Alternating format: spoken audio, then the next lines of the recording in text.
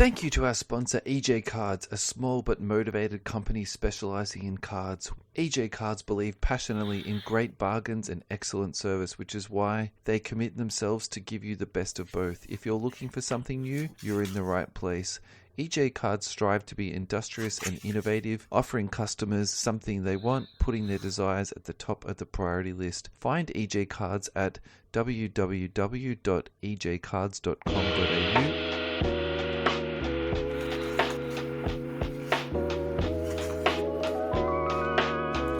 Welcome, everybody, to episode 90 of the You Can't Comp This NBA Trading Card Podcast.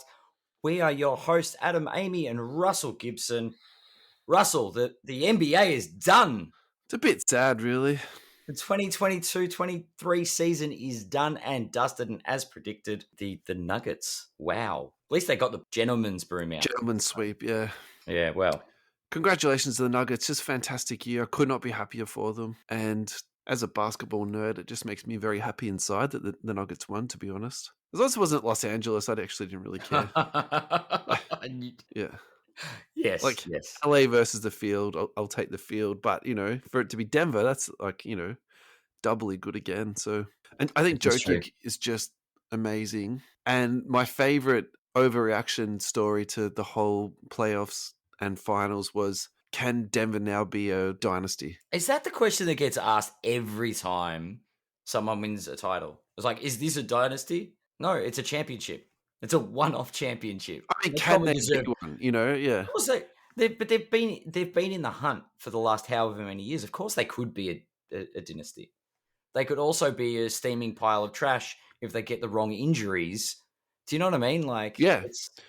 I was going to say, don't tell me Eric Spoelstra's been sacked, because that's that seems to be the run. If you lose in the playoffs, you get fired, right? There's no way that guy's getting fired. For me, so segue already, that's totally fine. But what's really annoying for me in the NBA is that the general managers, if they do a bad job, they fire the coaches. Yeah. Whereas in this particular instance, so you're talking about Spoelstra, it's like he did such a good job when the front office could definitely have put together a better roster. There's no way you can blame him for that. Do you know what I mean? No. Look, there's no way Spoelstra's getting fired. That was just a flippant offhand thing because of Tulsa, because of Doc. It's like, Monty Williams. Oh no, Phoenix didn't. They came up short again. It's not good enough. We'll sack the coach. Well, yeah. It's definitely they're gonna find very quickly that it's not the coach's fault. Anyway, we digress. No, so let's stay on this for 2 seconds, though, because this is pretty interesting. So are you ready for the list of coaching hires and fires? So Dwayne Casey's been fired in Detroit. Monty Williams got hired. Now, he got paid some exponential amount of money. $78 million over 6 years. Right. So, and I was saying that a few weeks ago, it doesn't count toward the salary cap. Pay these guys as much as you can. So I'm all for that. Steven Silas has been fired in Houston. Ime Udoka's been hired there. And look, he should never have been fired from Boston. That is a huge pickup for the Rockets. And that's exactly what they need. They need someone to kick them into gear and, play D. Yeah. Mike Budenholzer got fired from the Bucks. That is a little bit perplexing for me. Adrian Griffin got hired. I don't think that's going to work out very well. Doc Rivers has been fired in Philadelphia. Nick Nurse is in. He was let go or fired from the Raptors. Monty Williams is out. And Frank Vogel is back in the league after coaching your Lakers not that long ago. Yep. Yeah, Vogel's back.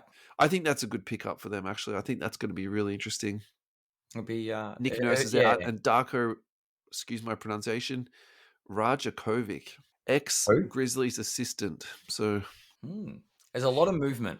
So much movement. A lot of, I would call it unnecessary movement, but we don't know. I didn't understand the Nick Nurse one. That, to me, is like the most perplexing one. I think he's more...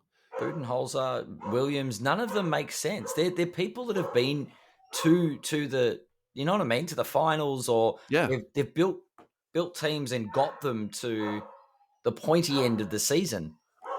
I think Philadelphia needed a change. I think Doc had taken them as far as they can go, and I think in terms of innovation and strategy, they will be better off with Nick Nurse. I'm trying to say that in the most politically correct way. I don't think Doc is the best X's and O's guy. I don't disagree there. I think in terms of a leader, like you remember his Boston Marathon speech, like that still gives me chills. Like thinking about that, I think he's a motor of men, but in terms of X's and O's, Nick Nurse is going to absolutely dominate in that space. So anyway, we digress. Let's get back to the mighty Nuggets.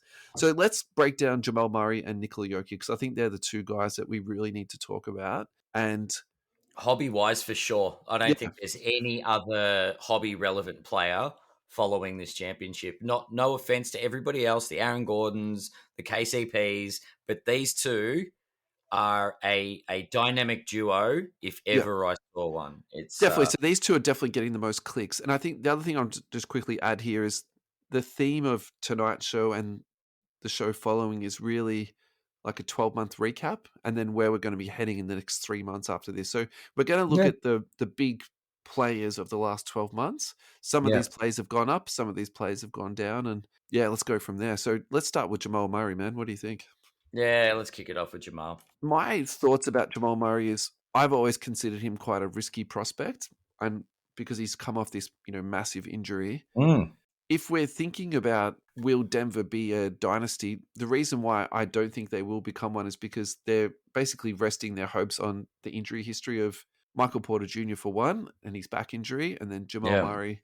And then, do you know what I thought was really weird about Joker after the NBA Finals? Just how nonchalant he was. And so I worry about that attitude of how he'll roll that forward into defending the title.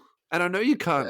You think about it, no one even come close to him. There's all the jokes about him being the fat kid growing up and being it's like you're not built for basketball.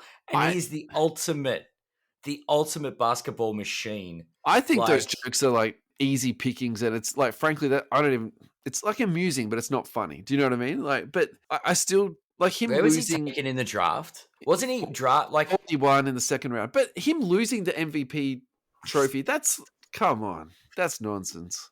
There's no way he's lost it. Surely he's just saying that for a joke. He's just saying it. He's just saying it. It's trolling the trolls. I think it's long overdue and it's well deserved. Yeah.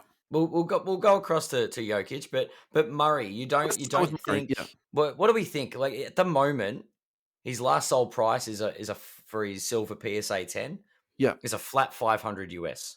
Right, and if you look at the last 12 months, he's actually down 20%. He started at about 630 at the start of the year, but I think probably what is more important to emphasize is where he was at about Christmas. December.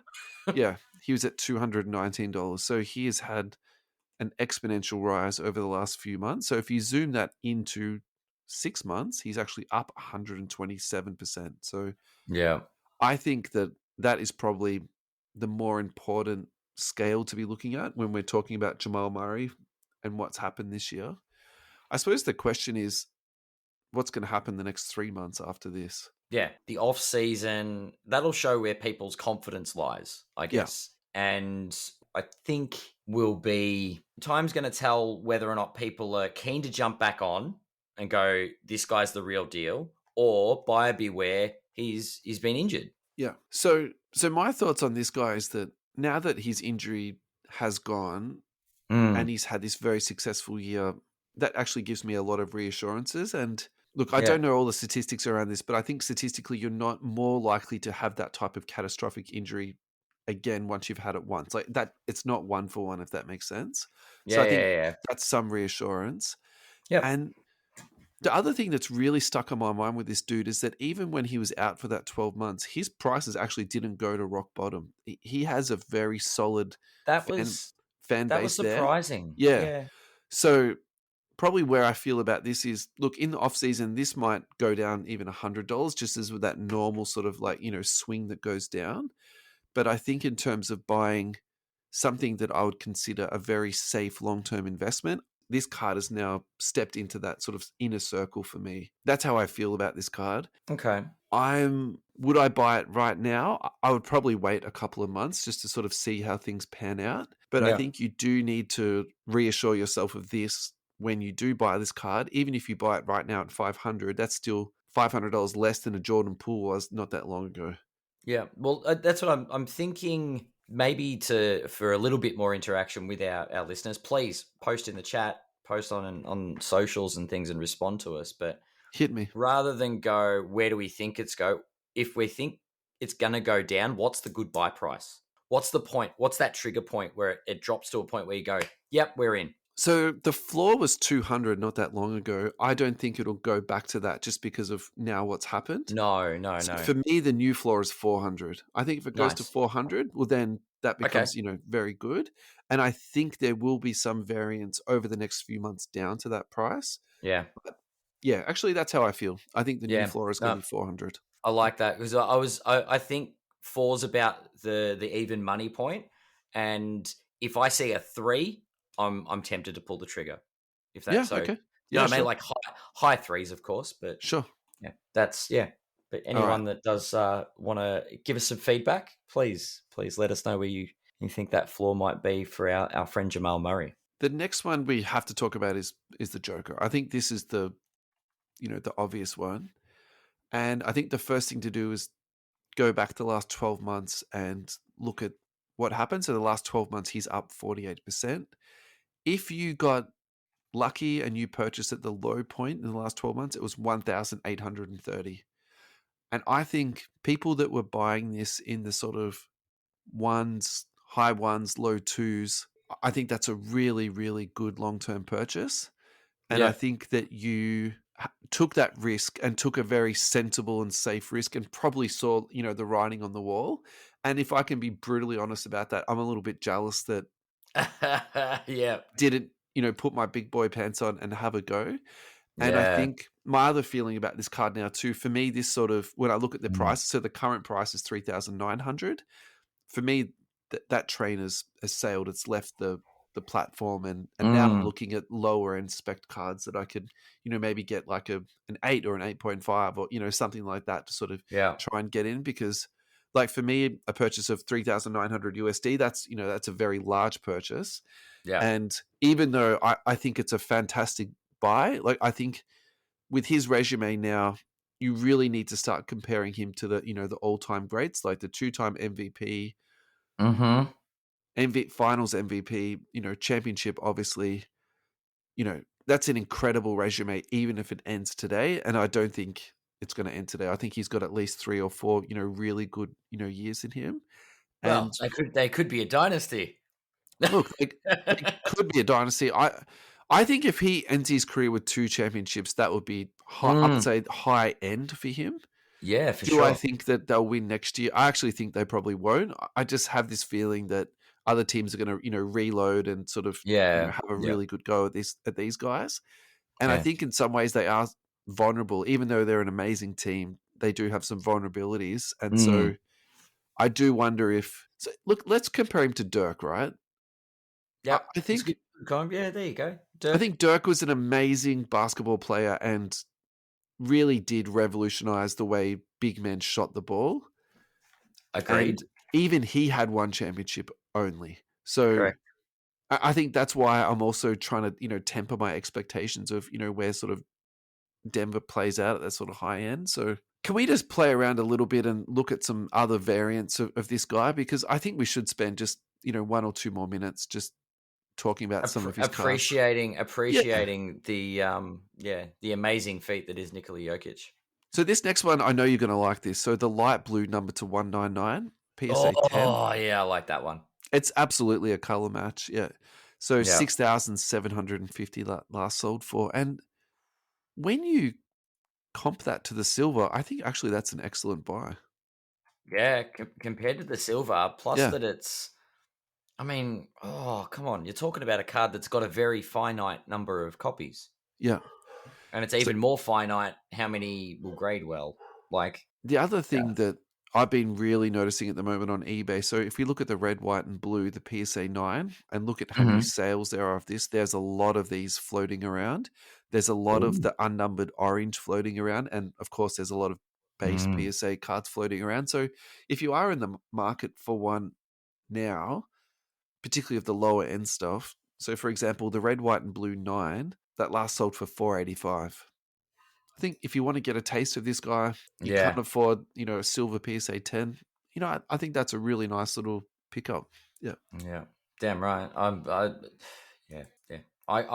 I think it's I'm even looking at, like, you've got the price on the light blue. I'm like, oh no, damn it, it's come up. Recent sales, you could get the light blue in a BGS 9.5 for less than 3,000. Yeah, right. But that has that has definitely changed over the last that has spiked hard, hasn't it?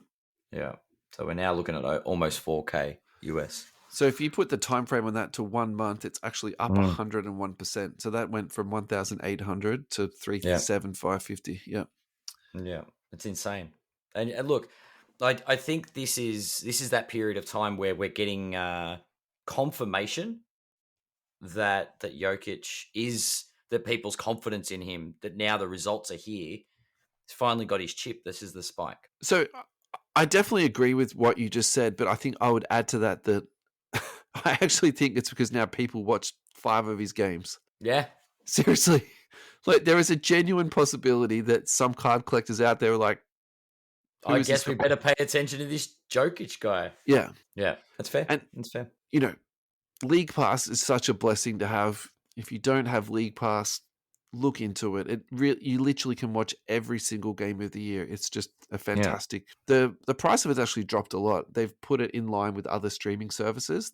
It was around 300 Aussie not that long ago. They've literally dropped it down to about $140. Like, it's just and the amount of content on there is amazing. So you can actually watch a lot of old stuff, which is cool. Alrighty, this next segment is actually a little bit. We try not to make this show adult, but this next segment we will tiptoe around this, but at the same time, if there is kids listening, maybe just fast forward this 5 or 10 minutes, parents out there. All the kids that just heard you say that are just like, I want to know what's going to be said. Yeah, I mean, that's the normal thing, isn't it? But I think if we don't give people a heads up or a warning, it's just as bad. So, look, Zion Williamson, Moira Mills, it's out there. There's some really funny tweets going around from her, and then, people responding to it. Yeah. I can't even read some of this stuff out, but if you go onto her Twitter, at Moira Mills, triple S at the end, it's just an absolute perfect example of the crazy hot diagram. So if you're not familiar with that, the crazy hot scale, as Barney Stinson once referred to it, get onto YouTube, guys, and listen to that. Crazy, I can tell you that. It is. I haven't seen her, so I just say I know she's crazy reading these tweets. And if she's on that scale, that's we need that kind of heat here in Melbourne at the moment. It's pretty cold. Man, it is diabolical. I'm a little bit lost for words about just how public. It's just very public and explicit. She is, and no one's really working to quieten it down. I think would be the. I mean, what can you do, right? Like, it's all just out there in public, right? So, this particular one that Cardborn aggregated, one of the replies was, "My rookie Zion card is losing value. Please stop this." So I think can we message Julio or Julio and just advise him that it's probably not these tweets that's making it go down in value. It's so funny though. In the last month, he's actually up 16%. So maybe this is like the Fruge factor. It's actually like it's actually getting people to buy it. Yeah. This is hilarious. So, oh boy, oh my god, month, he's up 16%. The last 3 months, he's down 7%. That's actually not as bad as what I was expecting. The last 6 months, do we think that Zion watch is over? Well, okay. As the dust is the dust just settling now? Let me just do these last two, and then I'll let you answer that yourself. So the last 6 months, he's down 50%. The last year, he's down 67%. So he started the year at 1,775. His last sale was 580. So look, again, I didn't buy in at 1,700. So my perspective on this is a little bit different to other people. I actually think it's true. 580 is quite robust considering how much basketball this dude has played the last 2 years. Which basically nothing. We can paint it right now. Really simple. Jamal Murray or Zion Williamson, who's got the better ceiling. And for me, Murray's got a championship and just proved he can put up points. Yeah, so I think that goes down, for me, that's risk profile, right? Like, I think if you're buying something with the higher ceiling, I'm using air quotes now, Zion has the higher ceiling.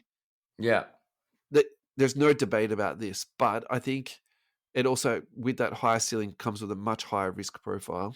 And so you need to also maybe, if you're buying it at $580, you also need to realize that could be $200. You know, if this goes on for another year, he has another injury, I can see people fight. I mean, look, this is fire sailed already.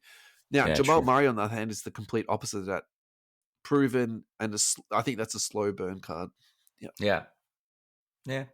Look, I just think as far as Zion, where he's at now, I think the market has accepted the hype wasn't real. He's not the next LeBron. He's a good NBA player when he gets on the court, and he's going to sit at that 4 to 6 bracket, and he's going to hover. Occasionally, he's going to turn it on, and he might be a bit of a spike. But there's such a buyer beware, given his history, that it could be, you're right, as you said, a $200 card. There's no surprises either way. Yeah, I suppose the other thing too, it's really in my mind a little bit at the moment, it's just the general economy. Yeah. So, and also maybe a spike for this guy might be 700 instead of 1,700. Oh, look, anyone that thinks it's going back up to 1,700, pop him in the crazy asylum with his fan over here. Look, maybe it will, but I don't think in the next 2 to 3 years that's the reality of cards. I think we're having a spike where in a month's time, magically everybody's paying almost $2,000 for this card. The heat has come right off the market, hasn't it? Yeah. Yeah. All right. Yeah. Speaking of heat coming off the market, Ja Morant.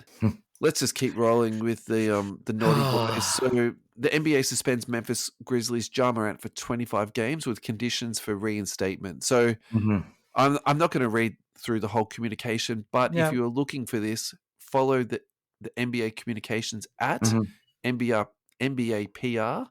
They actually put not just announcements like this, they put all sorts of stuff on there. So definitely follow them on Twitter. I really want to know what the extra conditions are, because for me, that's going to be something to do with not showing firearms on social media, probably. I'm pretty sure they told him that the first time they suspended him, but anyway, that's fine. He's got to deactivate his Instagram. He's not allowed to go live. There's going to be something to do with this. Yeah.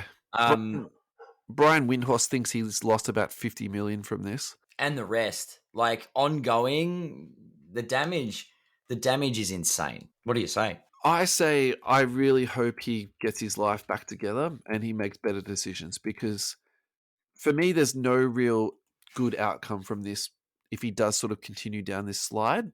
And I mean that from a personal space for him.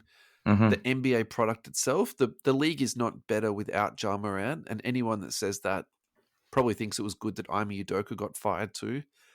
And hobby space wise, if you think about it, think about how much hype was around that 1920 draft year, and now more people are talking about Zion Williams' mistress than his on-court play, and more people are talking about Ja Morant's gun videos than his on-court play. Like, this is not the ideal outcome of what we wanted. This isn't the epic battle of two top touted draft picks, vying for MVPs. No, we're figuring out how long they're going to be out of the league for. Yeah. I think in a perfect world, Ja wakes the hell up and moves forward and does the right thing by both himself and the league that drafted him and his team. Yeah. And his teammates. There's so many people that he's letting down by doing what he's doing. And I just hope that he can move past this and we get to see this young talent sort of take the stage again. Yeah. Yeah. So his silver PSA 10 is currently sitting at 400. Now, if you zoom to the last 3 months, he's down 46%, and it's a very steady downward trend. Yep. People are jumping off slowly but surely. What's really interesting, though, if you go to 1 month, it's almost a flat line. And it's almost like people have literally drawn a line in the sand and said, I'm happy to pay $400. That for me is very, very interesting. So maybe that's the floor. Yeah. And that's not what I expected to see. I expected to see a trend down, just a very slow dribble down. And that's not what we've seen the last month. It is early. The decision's only just been handed down. So I think there is room to drop. What do you think it will drop to, Ed? I wouldn't be surprised if it dropped to 250. That'd be where I'd be, the 250 to 300 mark. Do you know what I mean? That star that's injured and has question marks over their head. Yeah. That seems to be the price point, right? Or a price point. Yeah. And then sort of that 400 we talked about, I keep going back to Murray, but Murray's like, if it hits 4, it's a buy. Like 4 seems like a good floor for a superstar level player, or a star level player, not a superstar, but star level player. Yeah. So maybe that is right. Maybe 4 is a 4 is a good floor. Not good for the ones that don't like tongue twisters, but definitely not. That's a tricky one. It's it's definitely not the highest of ceilings at the moment. I don't think there is a ceiling for Ja. I think we need to be looking downwards and say where is the buck going to stop, and where is Ja going to sort of, because it's up to him now. Yeah, definitely. Hobby wise, we've got till Christmas realistically. So when's he come back? Like New Year's, 26 games. It's a fair way into the season. Yeah. So I think what you need to actually look at is what is the NBA schedule, because there's the normal off-season downturn that happens. Yep. And then I think people not seeing this guy for another 3 months, which is basic, if I've worked it out right, it'll be 2 months and a little bit. So the season starts October 24th. So let's just say he comes back around Christmas. Just like, I haven't actually mapped it out because the schedule is not out yet, but roughly that's what around it's be. Christmas, New Year's, right? Yeah, so I actually think that the 1st of December is when you should be looking to buy the card. I actually think that's when is the right time, maybe a week or two before that. Yeah. And I think for a good comparison that's in my mind, a fresh one, is Cade Cunningham, because that was the same thing. It got to a point where it got to the lowest it's going to go to, and then people started buying it up again. Actually, the price went up. So Cade went down to around 300. Okay. So that actually makes a little bit of sense, doesn't it? So if you're saying, okay, so Cade's kind of like 1 or 2 steps below Ja, I think that's very obvious. He's still got the potential, but he hasn't got the proven. Yep, agree. Yeah, so that for me is really interesting, though, to see it in that sort of 400 range and not budge from that. So that's actually changed my thinking a little bit. Yeah. So I think if you get it between 350 and 400, I think you've done very, very well. Okay. Yeah. And I think in that price point, I think that's a very good buy. I'm still waiting for people to jump off Ja, because there's other talent coming up. There might be opportunities to get at that low threes. Yeah. My thinking is that I don't particularly disagree with that, but I think there's a point where people like, this is too delicious to pass up. So I think for Cade it's 300, for Ja it's 400.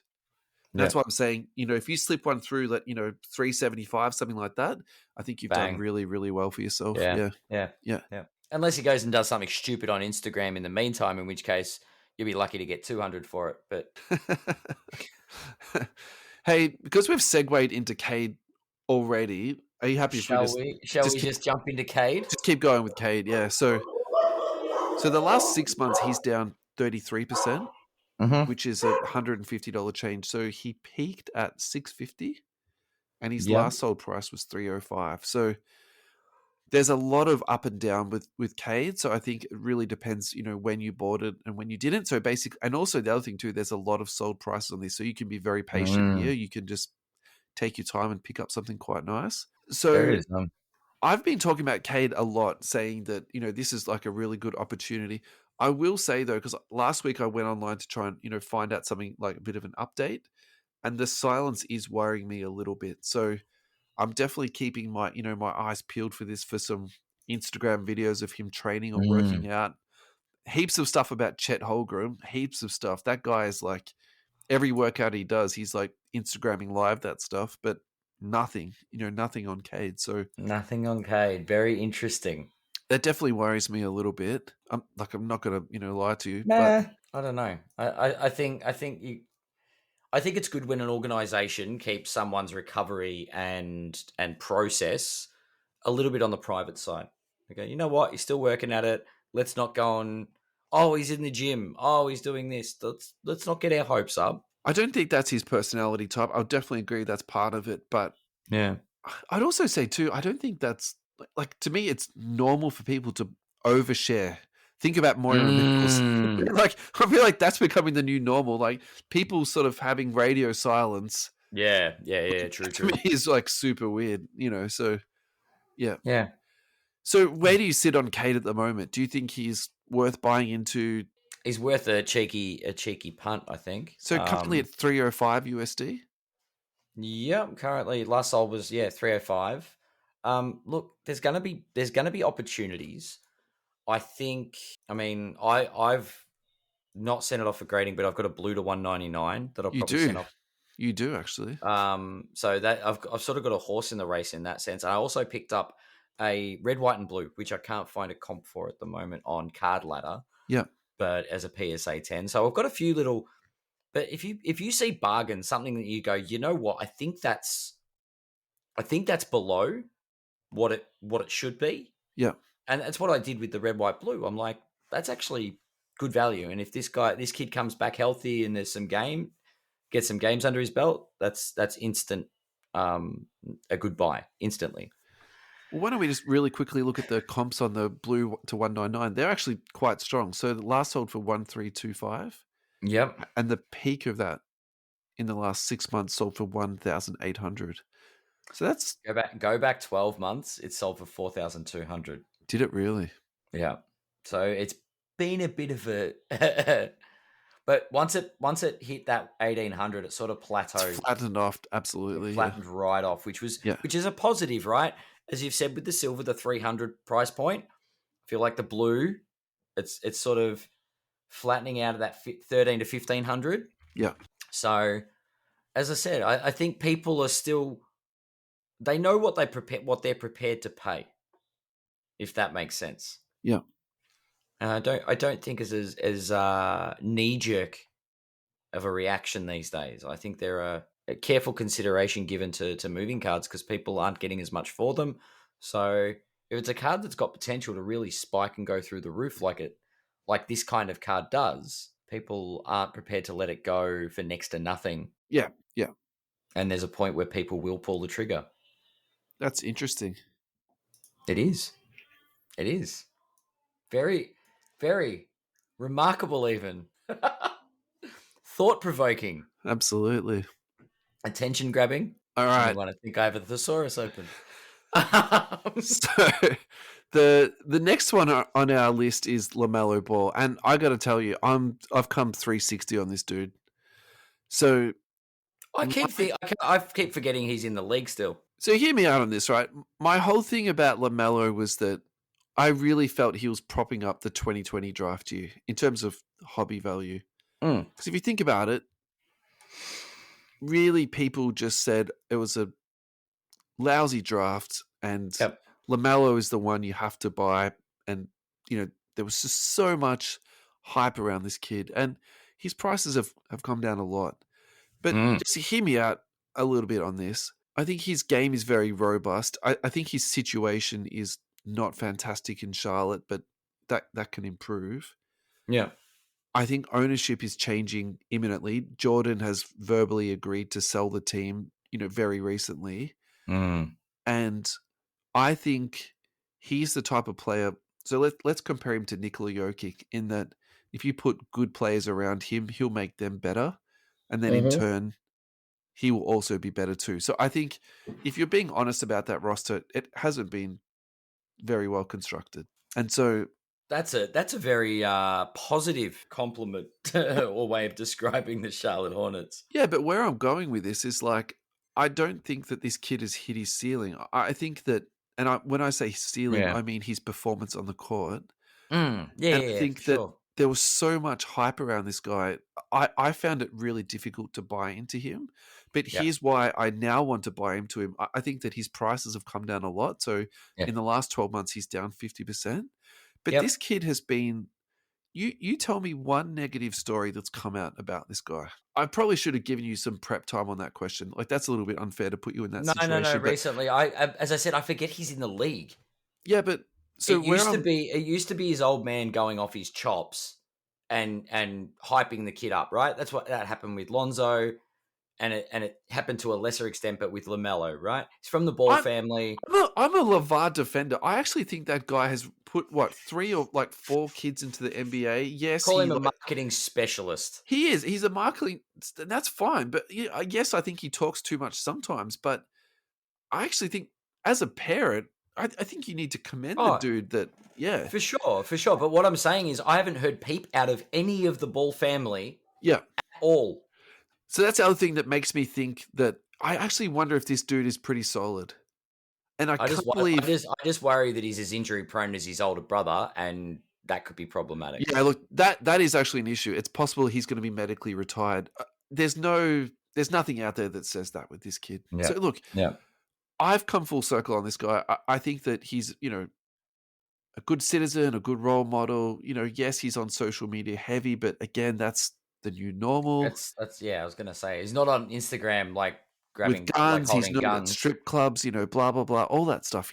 So look, I can't believe he's still got potential. I can't believe I'm saying this, but look, I've got no Lamelo in my PC. If I do have something, it'll be something low end like a Chronicles or something. But I think I'm going to start looking at picking up some Lamelo.